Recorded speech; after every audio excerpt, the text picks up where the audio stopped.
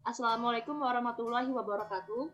Selamat malam. Di sini kami dari kelompok 1 yang beranggotakan 6 orang atas nama Andika Yulian Putra dengan notar 1901046, Anissa Ahmad dengan notar 1901052, Gian Berniat Kuemba dengan notar 1901158, Latifah Manel 1901218, M. Faisal Fazar Dwipayana 1901268, dan Yusuf Hanan Ardiansah 1901427 akan mempresentasikan hasil kerja kami yaitu mengenai kerangka acuan kerja. Berikut adalah definisi dari kerangka acuan kerja yang akan dibacakan oleh Taruna Remaja Faisal Fazar. Pada Taruna Remaja Faisal Fazar dipersilakan. Definisi Term of Reference (TOR) atau kerangka acuan kerja (KK) adalah batasan mengenai gambaran tujuan, ruang lingkup dan struktur sebuah proyek atau kegiatan atau kepanitiaan yang telah disepakati untuk memandu suatu kegiatan atau proyek agar sesuai dengan apa yang diharapkan panitia dan menjadi acuan dan rambu-rambu bagi pelaksana. TOR atau Term of Reference atau kerangka acuan kerja (KAK) adalah suatu dokumen atau berkas yang menginformasikan gambaran umum dan penjelasan mengenai keluaran kegiatan yang akan dicapai sesuai dengan tugas dan fungsi kementerian negara atau lembaga yang membuat latar belakang penerima manfaat, strategi pencapaian, waktu atau durasi pencapaian, serta biaya yang diperlukan. Definisi di atas mungkin terlalu umum dan sulit dipahami.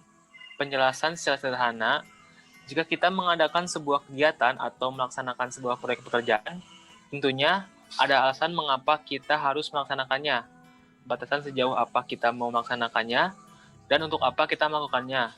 Itulah yang dituangkan dalam TOR. Di dalam tender pengadaan barang atau jasa, TOR atau KAK, bisa diartikan sebagai dokumen yang menjelaskan gambaran, terbelakang, tujuan, ruang lingkup dan struktur sebuah proyek pengadaan barang yang telah disusun oleh KLPD yang mempunyai pekerjaan. Kerangka acuan kerja ini digunakan menjadi salah satu data pendukung dalam pengalokasian anggaran.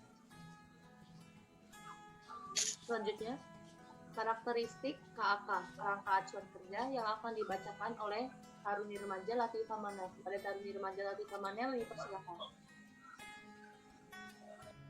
Karakteristik KAK atau kerangka acuan kerja. Karakteristik KAK atau kerangka acuan kerja terdapat beberapa karakteristik. Pertama, terdapat gambaran umum mengenai kegiatan yang akan dilaksanakan. Kedua, mempunyai dasar hukum yang jelas. Ketiga, terdapat strategi dan tujuan yang akan dicapai. Keempat, setiap kegiatan yang dilaksanakan berupa seminar, workshop, diseminasi, sosialisasi, dan penelitian harus sesuai dengan SOP kerangka acuan kerja yang sudah ditetapkan. Selanjutnya, maksud dan tujuan KAK yang akan dibacakan oleh Taruna Remaja Andika Yulian Putra. Pada Taruna Remaja Andika Yulian Putra, dipersilakan. Baik, untuk maksud dan tujuan KAK, adapun dari maksud yaitu kerangka acuan kerja adalah rumusan tujuan dan lingkup kerja konsultasi dalam bentuk yang bersifat garis besar. Meskipun dalam bentuk garis besar, kerangka acuan kerja hendaknya dibuat cukup jelas, yang mana dapat memberikan keterangan mengenai tujuan dan lingkup kegiatan konsultasi kepada para peserta lelang, serta hasil-hasilnya dapat diharapkan darinya, sehingga para peserta lelang dapat mempersiapkan proposal dengan sebaik-baiknya.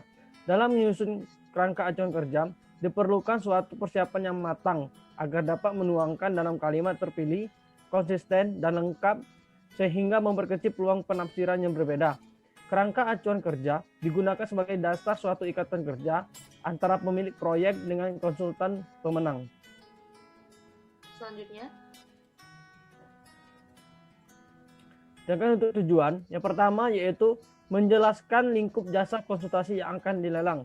Kedua, sumber acuan bagi konsultan yang diundang mengikuti lelang atau pemilihan langsung dalam rangka menyiapkan kelengkapan administratif, proposal, teknis, dan biaya. Yang ketiga, yaitu memberikan informasi tentang keahlian yang diperlukan. Yang keempat, memberikan informasi mengenai jadwal dan lingkup laporan. Yang kelima, yaitu sebagai acuan dalam evaluasi proposal, klarifikasi, dan negosiasi dengan calon konsultan pemenang. Dan yang keenam, yaitu dasar pembuatan kontrak dan evaluasi hasil kerja konsultan.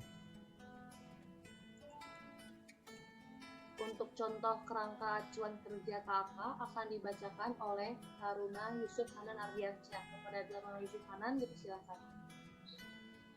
Untuk contoh kerangka acuan kerja, KAK menjadi salah satu data pendukung dalam pengalokasian anggaran. Rencana kegiatan yang diajukan harus dilampirkan KAK sebagai salah satu acuan perencana anggaran untuk menguji kelayakan pendanaan bagi kegiatan yang dimaksud. Untuk memudahkan dalam pembuatan KAK, biasanya ada format tersendiri untuk masing-masing instansi. Berikut penulisan contoh format kerangka acuan kerja untuk pekerjaan pengadaan barang dan jasa.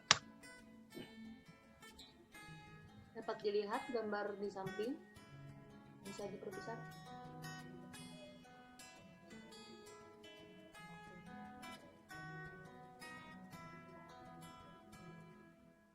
Lanjut. Bisa dilihat di sini terdapat latar belakang, maksud dan tujuan, target sasaran, nama organisasi pengadaan barang, sumber dana dan perkiraan biaya, jangka waktu pelaksanaan pekerjaan, tenaga ahli atau terampil, spesifikasi teknis, 9 pelatihan.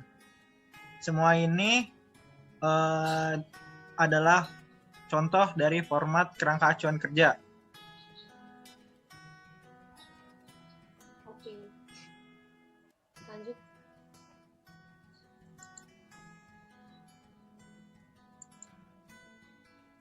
Sekian dari kami mengenai presentasi tentang KAK. Apabila ada kesalahan kami mohon maaf, kepada Allah kami mohon ampun. Kami akhiri. Wassalamualaikum warahmatullahi wabarakatuh. Selamat malam.